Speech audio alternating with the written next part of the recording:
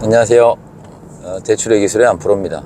주택담보대출 받을 때 주의하셔야 되는 생활안정자금 추가 약정에 대해서 말씀드리겠습니다. 대출 상담을 하다 보면요, 약정 위반, 그러니까 내 집을 담보로 대출을 받았는데 약정 위반에 걸려서 곤란을 겪게 되는 분들을 자주 상담하게 됩니다.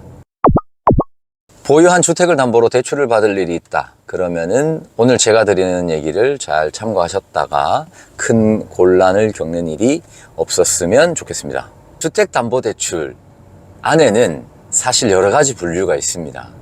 크게 주택을 구입할 때 받는 매매잔금대출, 이것도 주택담보대출이고요. 그 다음에 구입한 이후에 내가 보유하고 있다가 집을 담보로 대출 받는 거, 이것도 주택담보대출인 거죠. 그러는데 엄연히 좀 다릅니다.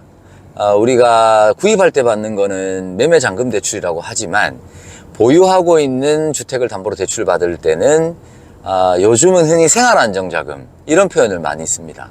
그리고 주택을 담보로 대출을 받더라도 담보만 주택으로 하지 개인사업자 명의로 받거나 법인 명의로 받는 이런 대출을 우리가 사업자 대출로 또 분류하기도 합니다. 그런데 제가 오늘 말씀드리는 이 여러분이 조심해야 될 거, 이거는 사업자 대출이 아닌 개인 이름으로 대출을 받을 때 조심하셔야 되는 바로 주택매수금지 추가약정에 대한 얘기입니다. 대출을 잘 모르시는 분들한테는 이게 무슨 뚱딴지 같은 소린가 하실 수 있어요. 근데 이제 이게 그 문재인 정부 때 여러 가지 부동산 규제가 막 생기면서 만든 규제인데 전 세계에 이런 규제 갖고 있는 나라가 또 있을까 싶어요.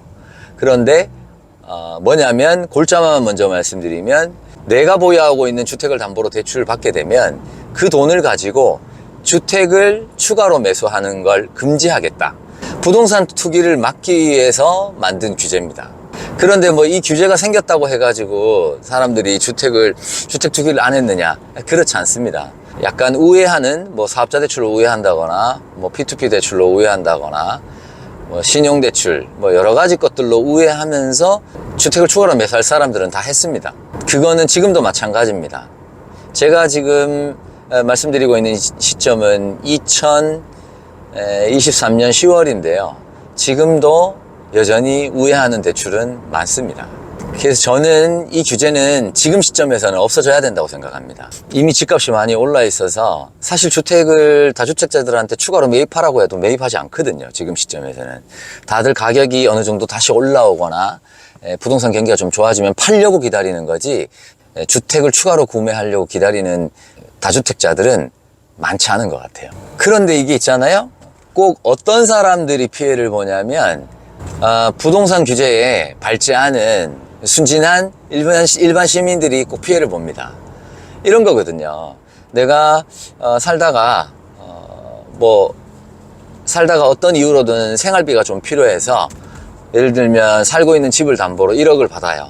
그러면 이 담보대출을 받을 때 주택을 추가로 매수하지 않겠습니다 하는 추가 약정이 딱 들어가게 되는데, 이게 대출 진행할 때 설명도 듣고 약정서에 사인도 하지만 시간이 지나면 까먹게 됩니다.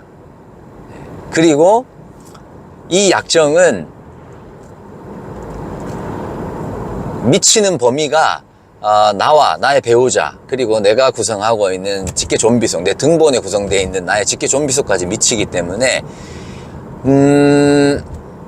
시간이 지나면 본인이 까먹을 뿐만 아니라 가족분들 중에 의도치 않게 계획에 없던 분양을 받는다던가 관련한 내용이 가족들 간에 공유되지 않은 상태에서 주택을 추가로 매수하게 되는 일이 왕왕 발생하기도 합니다.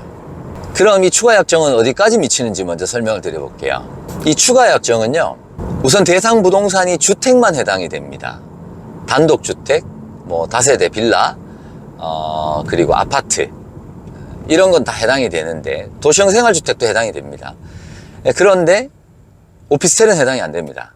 오피스텔은 대출에 있어서는 비주거형 부동산으로 아직 분류가 되기 때문에 뭐 오피스텔이 완전히 아파트형 오피스텔이라 하더라도 관계없이 오피스텔로 분류되면 무조건 추가 약정 대상에서는 제외됩니다. 그리고 분양권, 입주권도 대상에 들어갑니다. 그러니까 주택으로 분류되는 단독주택, 빌라, 아파트, 분양권, 입주권까지 해당이 되고요. 증여도 해당이 됩니다.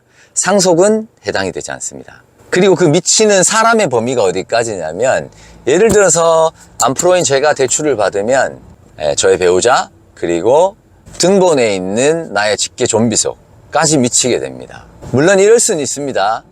내 가족 중에, 내 등본상의 가족 중에 성인인 자녀가 있어서 집을 얻어서 독립을 하려고 합니다. 그러면 같은 세대를 구성하고 있는 상태에서 주택을 자녀가 매수하게 되면 약정 위반이 되는 거고요. 세대를 미리 분리하고 나서 매입하게 되면 약정 위반이 되지 않습니다. 그러면 이걸 위반하면 어떻게 되느냐? 생활안정자금 주택담보대출을 받았다가 내가 뭐 분양에 당첨이 됐다거나 주택을 깜빡하고 추가로 매수했다거나 이런 일들이 벌어지면 해당 금융기관의 전산에 뜨게 됩니다. 그러면 이제 해당 금융기관에서 대출을 받은 당사자한테 이제 연락을 하게 되는 거죠. 이런 내용이 확인됐으니 대출을 상환하세요. 언제까지. 상환하지 않으면 채무 불이행이 됩니다. 뿐만 아니라 향후 3년간 주택담보대출은 받을 수가 없습니다. 라고 통지를 받게 됩니다. 전문 용어로는 기한이익 상실이라는 표현을 쓰는데, 어쨌든 대출을 바로 상환해야 되고요. 그 다음에 향후 3년간 주택담보대출을 받을 수 없게 됩니다. 그래서 이 약속을 어기고 주택을 추가로 매수하게 되면 대출을 상환해야 되는데, 지난 한 5, 6년간 무수하게 많은 이 약정 위반자가 나왔겠죠. 의도했거나 의도치 않았거나. 근데 이 주택담보대출 금액이 크기 때문에 약정 위반에 걸리면 상환하기가 쉽지 않습니다. 그래서 사업자 대출로 뭐 우회한다거나, 고금리의 P2P나 뭐 대부 대출을 받아서 처리한다거나 이런 일이 엄청 많았습니다. 저는 이 생활안정자금 추가약정, 그러니까 주택매수금지 추가약정이 없어지는 게 낫다고 생각됩니다. 첫 번째 이유는 부작용이 너무 많습니다. 이 취지에 맞게끔 정말 주택을 매수하지 않으면 되지만 우회할 수 있는 방법이 너무 많기 때문에 현재는 효과가 그닥 크지가 않은 것 같습니다. 그리고 뭐 주택 투기 목적이 아니라 정말 필요해서 주택을 추가로 매수했는데 이걸 까맣게 까먹고 있다가 피해를 입게 되는 이 선의의 피해자들이 생각보다 굉장히 많습니다. 선의든 아니든 이런 약정 위반에 걸리게 되면 다른 대출로 전환을 해서 해결을 하는 게 보통인데, 그 다른 대출이란 것들이 고금리의 사업자 대출이거나 고금리의 뭐 P2P 대부 대출 이런 것들로 전환되는 경우가 굉장히 많습니다. 그래서 이 약정 위반에 걸리게 되면 선이든 악이든 많은 사람들을 고금리 대출 시장으로 내몰게 됩니다. 그래서 지금은 이 규제 자체가 갖고 있는 목적했던 그 규제의 효과보다는 부작용만 많이 남아있는 상태가 아닌가, 저는 그렇게 생각되고, 그래서 없애는 게 바람직하지 않을까라고 생각합니다. 아무쪼록 내가 소유하고 있는 주택을 담보로 대출 받을 계획이 있는 분들은 이 점 잘 참고하셨다가 추후에 곤란을 겪는 일이 없었으면 좋겠습니다. 감사합니다. 대출의 기술의 안프로였습니다.